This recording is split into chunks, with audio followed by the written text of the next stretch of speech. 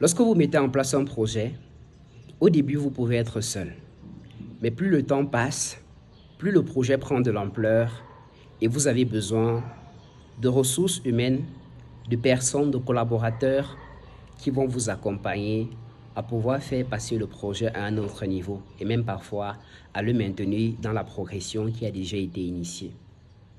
L'un des sentiments qui peut complètement tuer cet esprit d'équipe, tuer cette progression, c'est celui de l'indifférence, c'est celui du silence.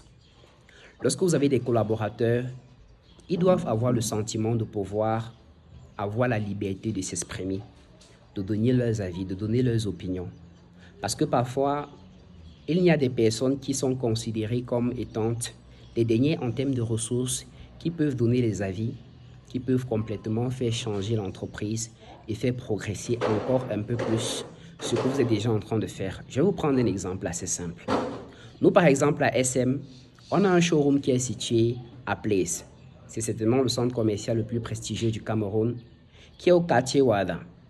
Dans ce centre commercial ou dans ce showroom, nous avons beaucoup de visiteurs, beaucoup de prospects qui au quotidien peuvent venir pour des vêtements, pour des chaussures, pour des sacs, pour des accessoires et bien d'autres encore.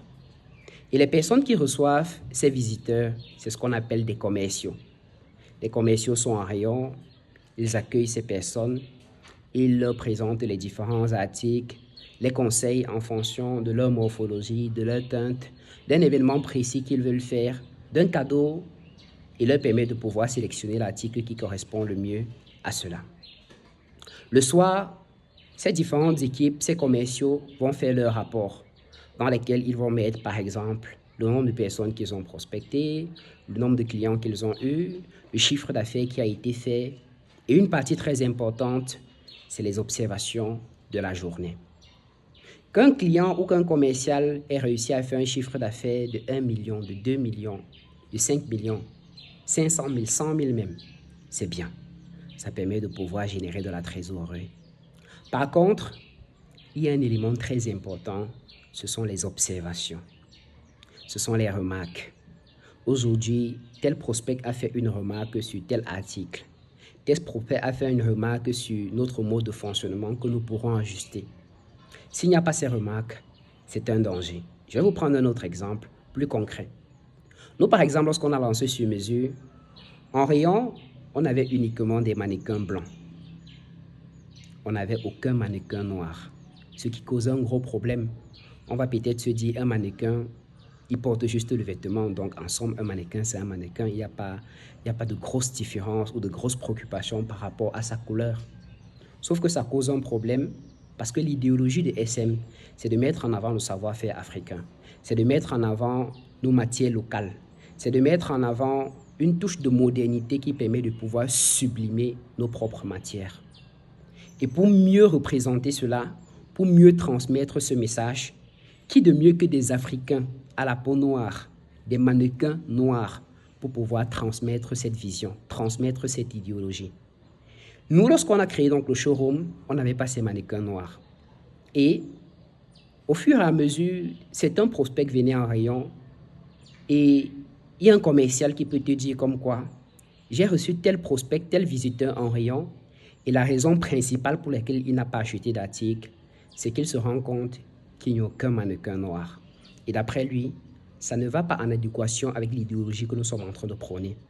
Ce qui est très vrai. Parce qu'on fait face là à un cas de dissonance cognitive où tu as quelque chose qui est dit, une vision qui est prônée, mais sur le terrain de façon factuelle, un simple mannequin noir n'est pas représentatif de cela, ce qui cause un gros problème. Par la suite, on a donc changé cet aspect, ce qui a permis de pouvoir augmenter les ventes.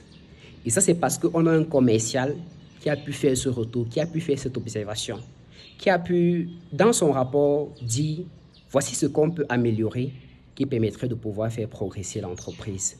C'est un élément qui semble assez simpliste, mais en réalité qui est d'une importance cruciale.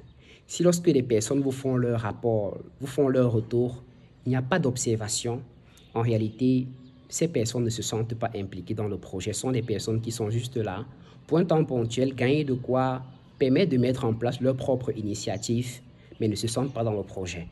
Par contre, lorsque vous avez des personnes qui se sentent impliquées, qui épousent la vision, ces personnes sont plus aptes à vous dire ceci, moi je pense qu'on peut le faire autrement. Je pense qu'on peut l'améliorer. Je pense X, je pense Y, je pense Z, même si cela ne va pas forcément en adéquation avec ce que vous pensez.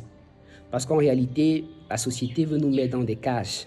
Alors que l'entrepreneur, c'est celui qui n'accepte pas les cages. C'est celui qui défie la réalité. C'est celui qui se dit, en plus de ce qui a déjà été conçu, moi je peux amener ceci, je peux modifier ceci. Laissez donc vos collaborateurs penser ainsi, afin de vous dire, en plus de ce que toi tu as très bien fait déjà, voici ce que moi je pense qu'on peut apporter de plus. Même si cela, un temps soit peu, va changer ce qui était déjà programmé. Parce que naturellement, lorsque vous lancez un projet, en amont, il y a une vision. En amont, il y a tout un ensemble de projections qui sont déjà faites. Et parfois, ceci peut être modifié par les simples retours des personnes qui sont le plus en contact avec ceux qui vous donnent l'argent, à savoir vos clients. J'espère que vous comprendrez que désormais, pour que votre entreprise puisse mieux progresser, il faudrait que les ressources avec lesquelles vous travaillez soient honnêtes, parlent le plus, bavardent, disent ce qui ne va pas, disent ce qu'ils pensent qu'on peut améliorer, même si cela parfois ne vous plaît pas, même si cela parfois va à l'encontre de ce que vous avez pensé au début. Mais si ça permet de pouvoir faire progresser le projet, d'améliorer les choses pour le bien de la personne morale qui est l'entreprise, il faudrait que vous soyez aptes à pouvoir les écouter et à pouvoir implémenter cela. Je vous souhaite durant cette année 2025 de trouver des collaborateurs qui se sentent un peu plus dans votre projet comme si c'était le leur et donc à s'implémenter, à s'impliquer pour pouvoir parler et dire ce qu'ils pensent qu'on peut faire pour pouvoir améliorer. C'était Dylan. À très bientôt pour une autre vidéo. Ciao.